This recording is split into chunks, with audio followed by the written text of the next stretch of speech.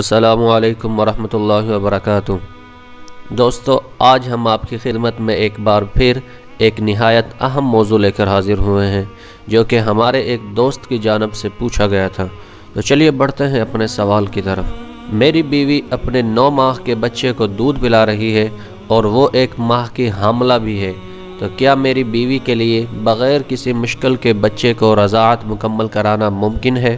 کیونکہ کچھ ایسی احادیث ہیں جو ایسا کرنے سے منع کرتی ہیں، لیکن مجھے ان احادیث کا علم نہیں، آیا یہ صحیح ہیں یا نہیں؟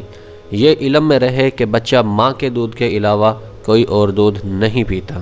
جواب: ہمارے علم کے مطابق تو نبی کریم صلی اللہ علیہ وسلم سے کوئی ایسی حدیث نہیں ملتی جو اس سے منع کرتی ہو، بلکہ یہ ملتا ہے کہ نبی کریم صلی اللہ علیہ وسلم نے نقصان کے خدشے سے اسے منع کرنا چاہا، لیکن پھر آپ نے منع نہیں فرمایا، جیسا کہ صحیح مسلم کی درج ذیل حدیث میں وارد ہے۔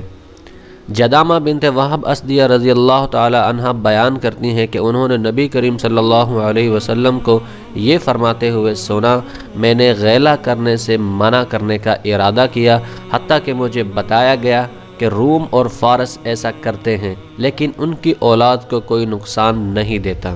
علماء کہتے ہیں، ڈاکٹر اور اتباع حضرات کا کہنا ہے کہ یہ دودھ بیماری ہے اور عرب اسے ناپسند کرتے اور اس سے بچتے ہیں۔ اس حدیث میں الغیلہ کا جواز پایا جاتا ہے، کیونکہ نبی کریم صلی اللہ علیہ وسلم نے اس سے منع نہیں فرمایا اور اس سے منع نہ کرنے کا سبب بھی بتایا ہے۔ شیخ ابن عثیمین رحمہ اللہ سے درج ذیل سوال دریافت کیا گیا: میں شادی شدہ ہوں، ابھی پہلے بچے کی عمر 2 برس نہیں ہوئی کہ ہمارا دوسرا بچہ بھی ہو گیا ہے، کیا اس میں کوئی گناہ تو نہیں؟ کیونکہ آیت کریمہ میں فرمان باری تعالی ہے: اور مائیں اپنی اولاد کو 2 برس مکمل دودھ پلائیں۔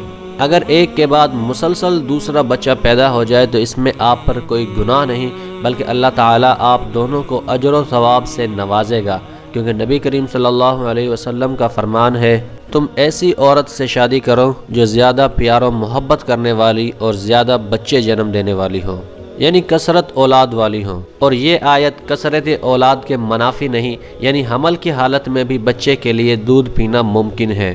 نبی کریم صلی اللہ علیہ وسلم نے الغیلہ یعنی حمل کی حالت میں دودھ پلانے سے منع کرنے کا ارادہ کیا تھا، لیکن منع نہیں فرمایا۔ راوی بیان کرتے ہیں کہ پھر رسول کریم صلی اللہ علیہ وسلم نے دیکھا کہ فارسی اور رومی بھی غیلہ کرتے ہیں، لیکن یہ ان کی اولاد کو کوئی نقصان نہیں دیتا، تو رسول کریم صلی اللہ علیہ وسلم نے بھی اس سے منع نہ فرمایا۔ اس بنا پر حمل کے دوران بچے کو دودھ پلانا جائز ہے، لیکن اگر بچے کی صحت کو نقصان ہونے کا باعث بنے تو پھر جائز نہیں، لیکن اس کے لیے کسی ماہر اور تجربہ کار ذہین ڈاکٹر سے مشورہ کیا جائے، لہٰذا یہ مخصوص حالت میں ہی منع ہوگا۔